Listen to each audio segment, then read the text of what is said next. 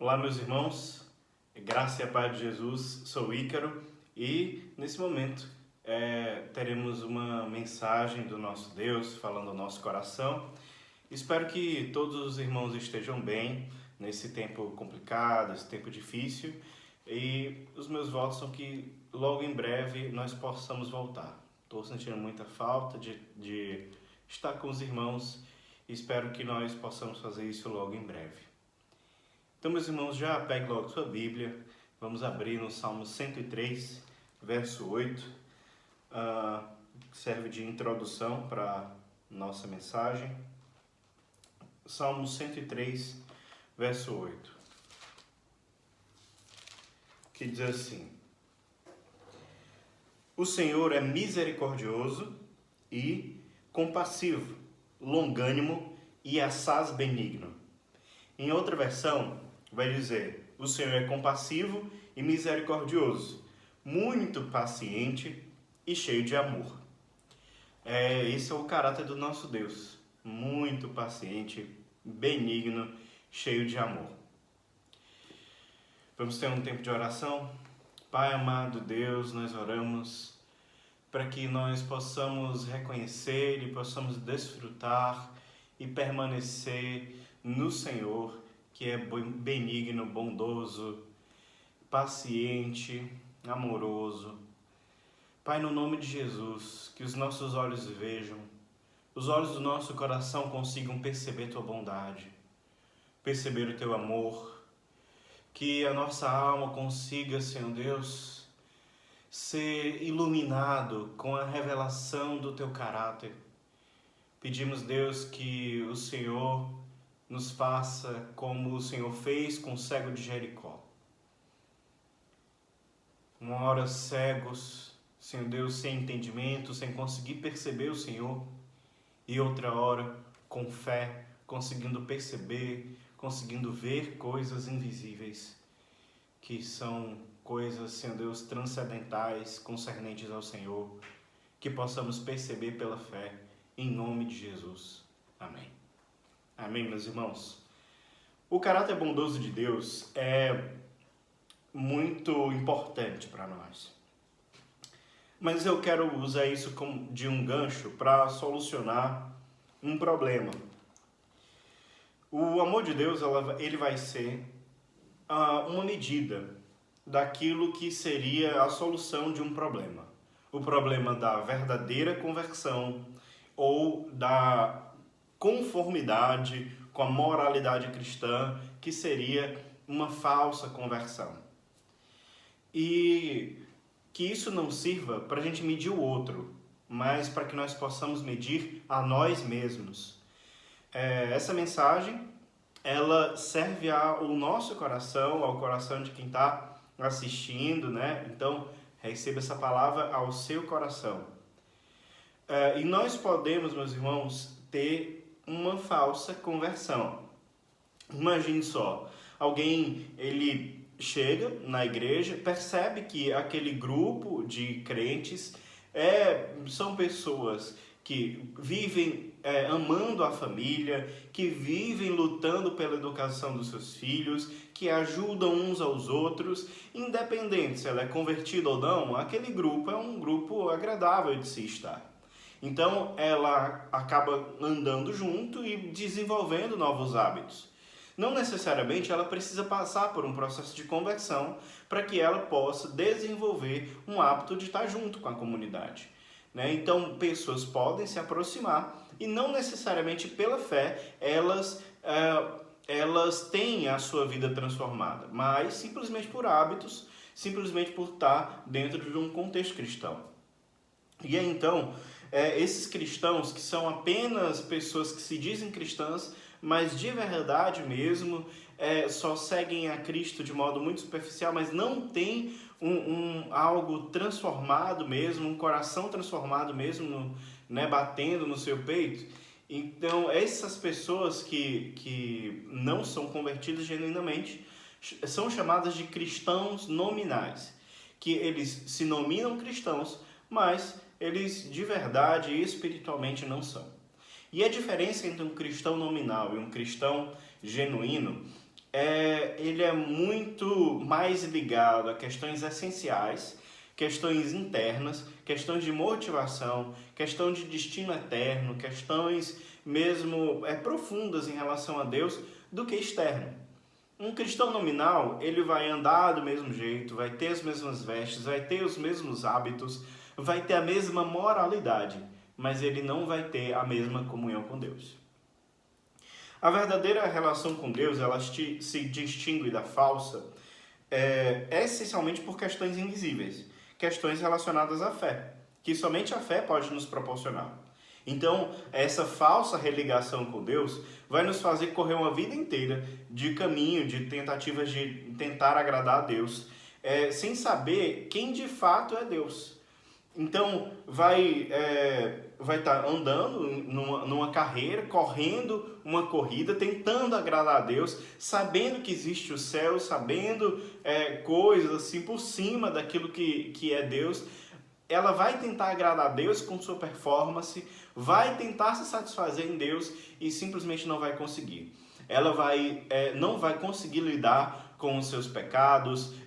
A moralidade cristã diz que não pode matar, não pode roubar, não pode mentir, não pode fazer algumas coisas que são simples do mundo, mas nós não podemos fazer. E então essa pessoa que não tem um coração transformado vai tentar com todas as forças da sua alma lutar contra essas práticas e no final ela acaba caindo em algum pecado e ela não sabe o que fazer com isso. Basicamente, um cristão nominal que não entende o perdão de Deus, não entende o amor de Deus, só na cabeça ela entende, mas ela não consegue desfrutar no coração, ela não sabe o que fazer com esse pecado. Então, muitas vezes, um cristão não convertido mesmo, um cristão nominal, ele vai esconder pecados e vai viver uma vida de pecado escondido. Vai guardar isso, ele não vai se sentir perdoado. E o maior medo não é que ele não seja perdoado necessariamente, mas o maior medo dele é que outras pessoas descubram o pecado que ele fez. Então, vai ser uma vida de aparência, uma vida de performance. E isso é muito perigoso, muito danoso. Então, a verdadeira religação com Deus, ela tem muito mais a ver com a consciência de quem nós éramos antes e da conversão, né, de quem nós somos agora, de quem é Deus, o que é a redenção, o que é a graça de Deus. Então, a verdadeira religação com Deus, você vai ter uma clara consciência de quem você era antes e quem você se tornou depois do processo da conversão, do momento da conversão. Você vai saber que uma hora você era uma pessoa, depois disso você era outra completamente diferente. Um cristão nominal não tem distinto esse momento da conversão, ele não consegue distinguir de fato quem ele era, e quando ele vai dar um testemunho, ele sempre vai dizer, eu matava, eu roubava e tudo, e agora não faço mais.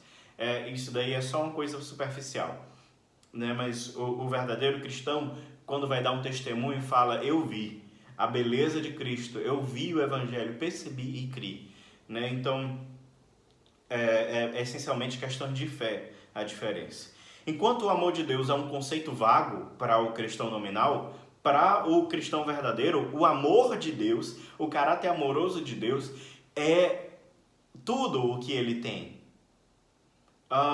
Talvez ele não saiba, né? Ele não tenha tanto conhecimento bíblico, um cristão verdadeiro, genuíno, que converteu. Talvez ele não tenha tanto conhecimento bíblico quanto um cristão nominal. E porque talvez o tempo de convivência na igreja, o tempo de contato com a Bíblia, talvez.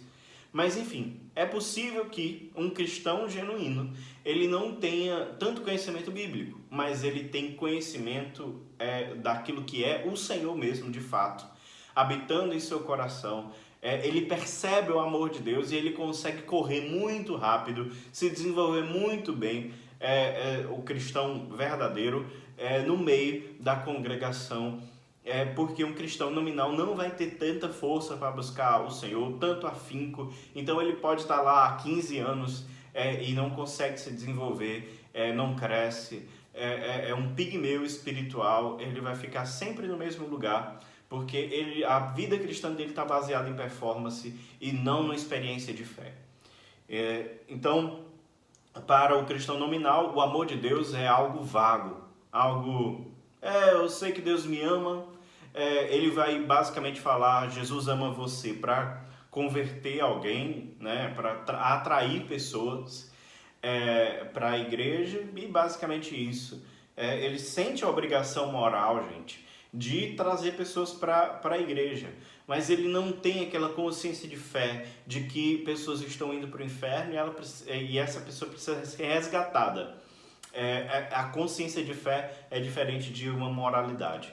A consciência de fé deixa você inspirado pelo Espírito a fazer coisas, você é conduzido pelo Espírito de Deus. A marca dos filhos de Deus é aqueles que são conduzidos pelo Espírito de Deus, são filhos de Deus.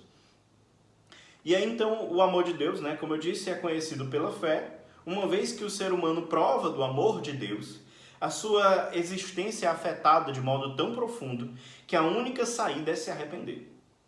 Qualquer coisa que lhe afasta desse amor e qualquer coisa que lança você para longe da comunhão com Deus, você se afasta. E você se consagra, você começa a passar por um processo de consagração, a permanecer nesse lugar de afeto, porque ali a plenitude de alegria, a suficiência emocional, não há nada mais verdadeiramente que precisamos senão do amor de Deus. E não precisamos de mais nada a não ser a graça nos basta. Para um verdadeiro convertido, Deus é suficiente para suprir todas as nossas demandas emocionais. Deus é suficiente para suprir todas as nossas demandas no que diz respeito a alegrias. Nós temos muitas alegrias na vida. Nós temos casamento, nós temos filhos, nós temos conquistas no campo do trabalho, né, do mercado de trabalho. Nós temos conquistas de educação e essas são pequenas alegrias da nossa vida, fazem parte da vida do cristão verdadeiro, mas ela não consegue nem chegar perto da alegria de ter sido salvo, de ter sido transformado. E um cristão nominal, ele não tem esse desfrute na verdade da pessoa de Deus.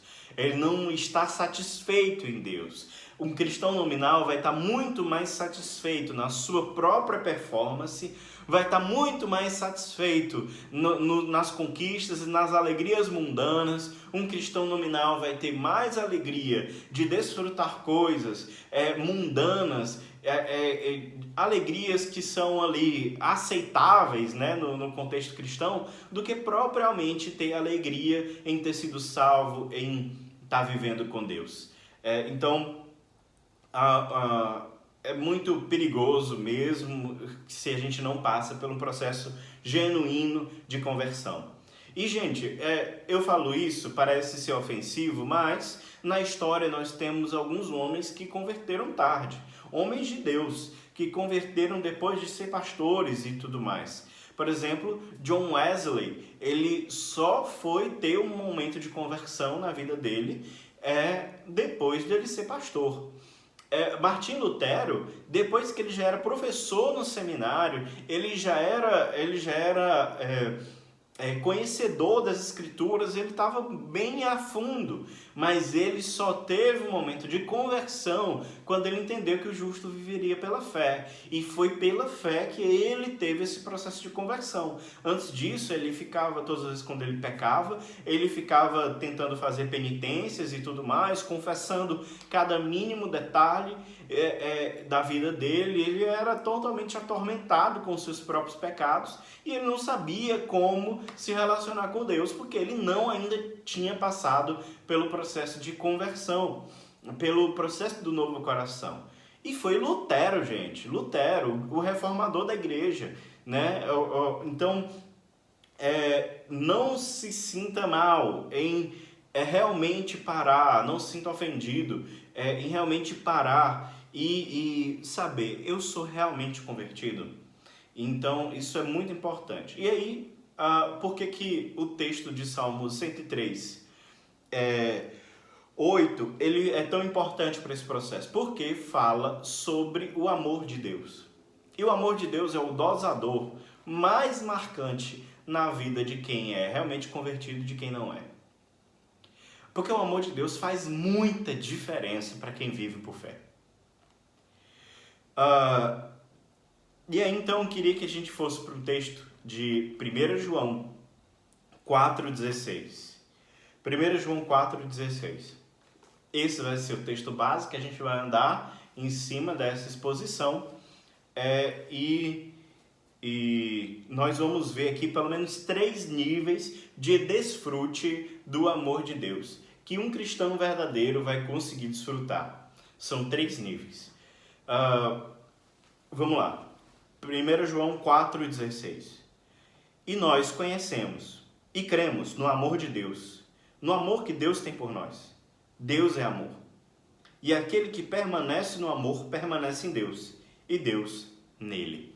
Então aqui, meus irmãos, nós temos 3 níveis. E nós conhecemos, e nós cremos ou confiamos, em outra versão diz, no amor de Deus. Aí a sentença, Deus é amor.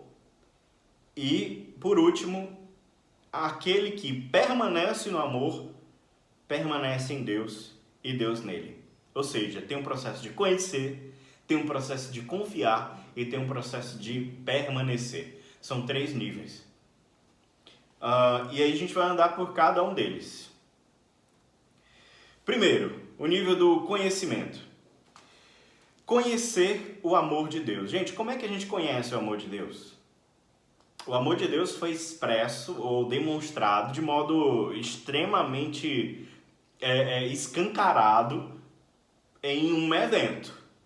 E para a gente entender de verdade mesmo que Deus nos ama, nós temos que ver algo, perceber. Né? Para conhecer, não é só conhecer na mente, mas conhecer no coração. Então, cada palavra que eu falo aqui, é necessário que o seu coração se mova em fé. E você receba essas palavras pela fé e não simplesmente pelo conhecimento. Quem é o homem?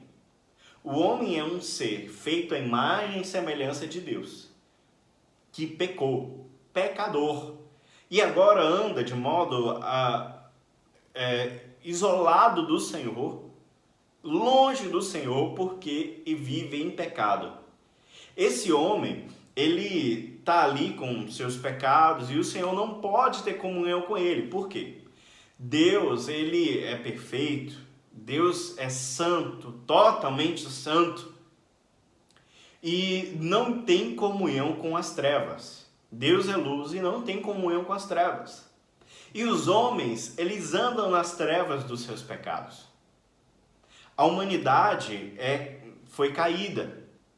Então o homem pecou e o homem se distanciou de Deus, porque o que faz separação do homem e de Deus são os pecados. É o que deixou o coração do homem enegrecido, deixou o coração do homem com uma camada impenetrável, uma camada que ele não consegue acessar a Deus, e Deus não pode acessar o homem, porque existe ali o pecado.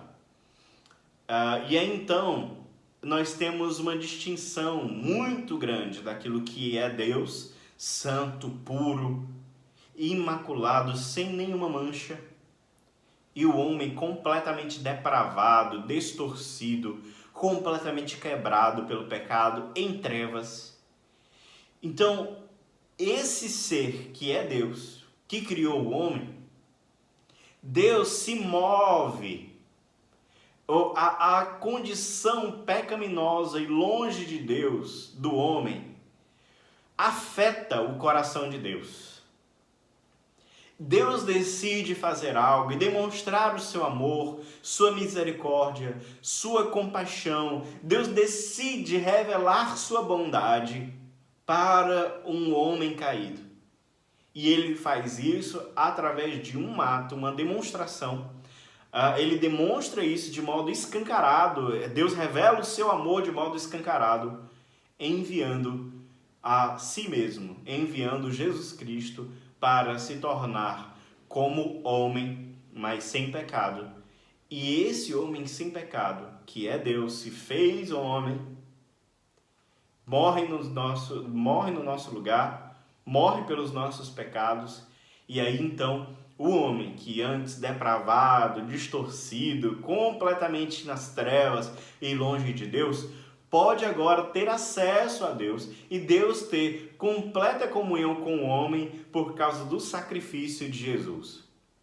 Então, nós podemos conhecer o amor de Deus através de um ato.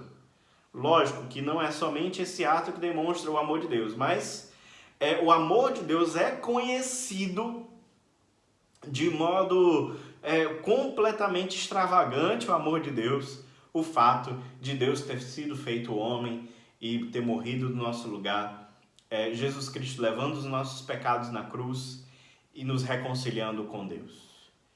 Homens que eram completamente pecadores e dominados pelo pecado, agora andam em liberdade e vivem uma vida para a glória de Deus. Então, Deus é puro, gente, não tem comunhão com o pecado. Nós éramos inimigos de Deus e Deus já nos amava. E o amor está demonstrado e escancarado num ato chamado Jesus. Conhecer o amor de Deus é crer que Jesus veio e morreu por nossos pecados, morreu em nosso lugar. Jesus viveu uma vida por nossa causa. Para você conhecer isso, você não pode conhecer isso na sua mente. Você tem que saber disso no coração. A cruz, ela tem que afetar suas entranhas, afetar a sua alma de modo tão profundo que você se constrange com esse amor. O amor de Deus é constrangedor. E aí então, nós conhecemos, e agora a outra parte, e confiamos nesse amor. Deus é amor. O amor de Deus, gente, é confiável. Eu vou dizer para vocês em alto e bom som, sim, o amor de Deus é confiável. Para demonstrar que o amor de Deus é confiável, vamos pensar, por exemplo, no exemplo de Paulo, citando o dom supremo do amor, quando ele diz em 1 Coríntios 13 que o amor, ele tudo suporta, tudo espera, o amor está ali, é constante. O amor de Deus é um amor incondicional. Deus, como Deus, ele só tem uma saída para ser quem ele é: amar. Por quê? Porque ele é amor. Então, Deus, ele continuamente ama. No entanto, o amor de Deus é um amor que, como faz parte de Deus, ele é eterno. O amor de Deus, ele não passa. O amor de Deus, ele não tem um momento onde o amor de Deus fica pouco, depois fica muito, depois fica pouco de novo, muito de novo. O amor de Deus não tem essa oscilação. O amor de Deus é constante. Deus nos ama continuamente. O Deus nos ama da mesma forma. Quando Deus nos resgatou, é a forma que Deus continua nos amando. Independente da minha performance, se eu sou bom, se eu sou mal, o amor de Deus continua sendo o amor de Deus. É claro que Deus vai fazer distinção, né, daquele que anda com Ele, anda pela fé, anda com Jesus e aquele que não. É claro que Ele vai ter uma distinção, mas essa distinção não fala que Deus ama um a menos do que o outro, mas é uma questão mesmo de posicionamento do homem. Se o homem está em Cristo, ele está com Deus, e se o homem não está em Cristo, ele não está com Deus. É simples assim, e se você não está com Deus, é necessário arrepender-se, né? Você precisa crer em Jesus. E então, o amor de Deus não muda, né? É imutável. Por exemplo, como o amor do pai. Em Lucas 15, quando vai falar a parábola do filho pródigo, o filho pródigo estava com o pai, ele vivia em comunhão com o pai, decidiu ir embora, e quando ele foi embora, gastou metade do que o pai tinha, ele volta e o amor do pai continua o mesmo. E Deus continua assim, o coração de Deus é amoroso, sim. E Cantares 8,6 vai dizer que Salomão, falando para a Sulamita, dizendo que o amor, põe-me como um selo no teu braço, como um selo no teu coração, porque o amor é mais forte do que a morte, mais cruel do que a sepultura é o ciúme. As muitas águas não podem afogar esse amor, os rios não podem afogá-lo. A paixão é veemente labareda. Esse amor é um amor de uma demonstração de um homem para uma mulher. Imagina a intensidade tão elevada que é o amor de Deus por nós.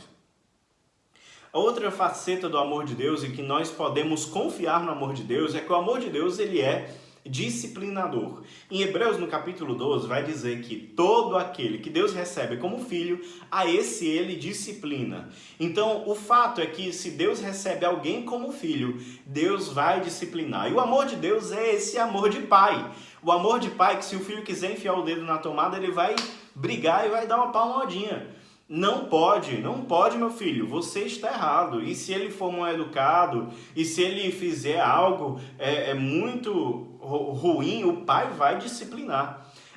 O amor de Deus não é o amor de uma vovó cega e que simplesmente fica passando a mão na cabeça e dando balinhas para os seus netinhos.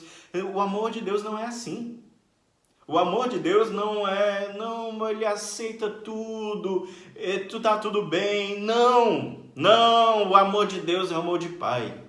É um amor que corrige, que conserta, que molda, porque nós vamos ser aproveitados por Deus para servir ao seu reino. E à medida que vamos servindo, vamos aumentando as recompensas celestiais que nós vamos receber no fim da nossa jornada.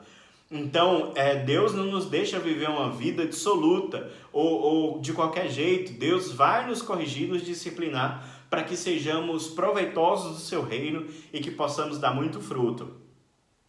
E uma coisa importante de saber do amor de Deus, o amor de Deus é confiável, é que mesmo depois da conversão, se você pecar, você pode receber perdão dos seus pecados. É claro que todos aqueles que converteram cometeram pecados, porque nós temos pecados inconscientes e conscientes também. Mas nossa vida é lutando contra eles. Então, nós, alguma hora da nossa jornada, pecamos, erramos. Mas você tem que entender que o amor de Deus permanece. E é necessário se voltar ao Senhor, porque nós temos um advogado junto ao Pai que está ali pronto para nos defender. Jesus Cristo está pronto para nos perdoar mais uma vez. É claro que nós não vamos viver em pecado, mas se eventualmente pecarmos, nós temos como receber perdão. E aí então o terceiro nível, que é o nível de permanecer. Primeiro conhecer, depois confiar. Você conhece, você sabe o que Deus fez, o amor de Deus vindo nos resgatar, Deus desejando profundamente a comunhão com o homem, enviando Jesus Cristo, criando essa ponte. Depois podemos confiar porque essa ponte permanece firme, o amor de Deus ele continua firme, Deus nos ama, né? Mas então é necessário ir para um outro nível de desfrute do amor de Deus, que é o nível de permanecer. Nesse nível de permanecer é um nível muito, muito elevado no que diz respeito à nossa alegria do coração. Nós vamos desfrutar, nós vamos descansar em saber que Deus tem sentimentos íntimos a nosso respeito. Só eu sei os planos que tenho a vosso respeito, pensamentos de bem, não de mal, para dar o fim que vocês desejam. Olhar para Deus e perceber que Ele nos ama é simplesmente constrangedor e satisfatório. Todas as nossas carências emocionais são supridas. Se a nossa vida emocional, ou se os nossos desejos, se o nosso caráter é deformado, é alterado, imagina só um grande campo, imagina só uma grande extensão de terra, onde tem montanhas, tem vales, tem planícies, tem planaltos, esse terreno acidentado são as nossas emoções e o nosso caráter. O amor de Deus é como uma água que vai cobrindo até passar do pico da montanha, e quando nós olhamos para nós mesmos, nós não percebemos simplesmente as falhas do caráter, mas nós olhamos aquela lâmina de água longe, que passa do horizonte. Nós olhamos para nós mesmos e percebemos que o amor de Deus repousa sobre nós, apesar das nossas falhas, e isso é constrangedor. Porque então nos dá muita coragem daquela montanha do orgulho, nós lutarmos para que ela seja destruída. né, nós queremos nos conformar a essa lâmina de água que está sobre nós. Lógico que nós conhecemos nossas deformidades, o Espírito de Deus revela essas deformidades a nós, mas nós temos muito encorajamento para transformar a nossa própria vida, porque percebemos que Deus é essa lâmina, o amor de Deus é essa lâmina de água que cobre uma multidão de pecados, cobre uma multidão de falhas de caráter na nossa vida, e isso só pode ser desfrutado pela fé, de modo individual. Você não tem como forçar a revelação disso na vida de alguém. Somente o Espírito de Deus pode falar ao coração do homem de modo que ele consiga perceber que é amado. Essa percepção de que é amado, como eu disse, só pode ser pela fé. Eu amei você com amor eterno, com amor leal eu te atraí, diz em Jeremias 31, 3. E se alguém me ama, guarda a minha palavra. E é engraçado, isso em João 14. Se alguém me ama, guarda a minha palavra. E aí ele continua. O meu Pai o amará, viremos para ele e faremos nele morada. Permanecer no amor de Deus é permanecer com Deus em mim. A promessa em João 14 é que o Pai estaria, e o Pai, Jesus, o Espírito de Deus, estaria conosco. O Espírito de Deus habita em nós. Deus disse que faria morada em nós. Então, andar com essa certeza de que Deus mora em nós, Deus faz de nós sua morada, permanecer nesse lugar, permanecer no lugar aonde nós somos continuamente amados. Daí então, existe, gente, um perigo sobre não permanecer no amor de Deus, sobre conhecer, sobre confiar, mas não permanecer no amor de Deus. Foi aquilo que Efésio fez, a igreja de Éfeso, e Jesus nas cartas de Apocalipse, falando com Éfeso, disse: você abandonou o primeiro amor. E abandonar o primeiro amor, gente, abandonar a convicção ou o deleite de que nós somos amados por Deus. Porque nós amamos a Deus porque Ele nos amou primeiro. Saber que Deus nos amou primeiro, saber que Deus é amor, desfrutar desse amor, esse é o amor primeiro. E o primeiro amor o que é? O primeiro amor do homem é a primeira percepção de que Deus nos ama. A percepção de que Deus nos ama e as práticas das primeiras obras de quando nós percebemos que nós somos amados por Deus. Quando nós percebemos que somos amados por Deus, nós simplesmente nos constrangemos, nos satisfazemos e nos debruçamos, lutamos para nos consagrar a Ele, porque é constrangedor ser tão amado assim. Então, lembra-te de onde caíste e volta ao primeiro amor, à prática das primeiras obras. O que é? Olhe para Deus e perceba que você é amado e queira viver com Ele como Ele sendo a sua maior riqueza. Pare de ficar pensando em muitas coisas, tentar ganhar o mundo inteiro e perder sua alma. Calma, seja amado por Deus e permaneça no amor de Deus. Então, para concluir, meus irmãos, espero que depois desse momento você possa conhecer, confiar e permanecer no amor do nosso Deus com intensidade. O deleite na pessoa do Senhor em oração, em comunhão, na vida com o seu povo, tudo o que diz respeito ao Senhor, que seja para você fruto do toque, dos afetos de Deus em seu coração. Gente, Deus nos ama e Deus tem sentimentos a nosso respeito. O sentimento de amor. O amor é uma prática, né? Amar é uma prática, mas também é algo que parte do coração como um sentimento.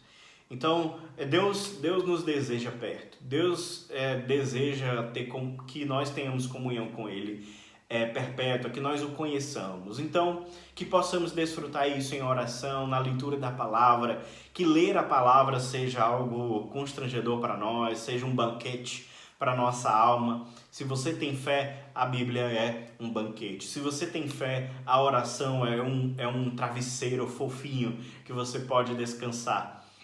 Se você tem fé, o amor de Deus é tudo aquilo que você precisa. A graça dele nos basta. Mas se você é um crente nominal, eu quero encorajar você a ter um momento de pedir para Deus, para que Deus dê fé a você. Ore ao Senhor, fale com Deus, clame. Se você acha que não é convertido, clame ao Senhor, peça para Jesus morar no seu coração de fato e de verdade. Envie esse vídeo aí para alguém que precisa saber que é amado por Deus. Alguém que você ama e que você quer que seja tocado com essa palavra de que é amado por Deus. Então, por favor, envie esse vídeo do nosso culto, dessa mensagem aqui. Envie aí para alguém que você ama. Que a graça do nosso Senhor Jesus Cristo, que o amor de Deus, o nosso Pai, e a comunhão do Espírito Santo esteja conosco, em nome de Jesus. Pai amado Deus, nós oramos para que o amor do Senhor constranja o nosso coração e que nós sejamos abençoados por isso, vivendo por fé, em nome de Jesus. Amém. Amém. Povo de Deus, Deus abençoe a todos e estou muito feliz de estar aqui com os irmãos. Logo em breve estaremos juntos. Deus abençoe.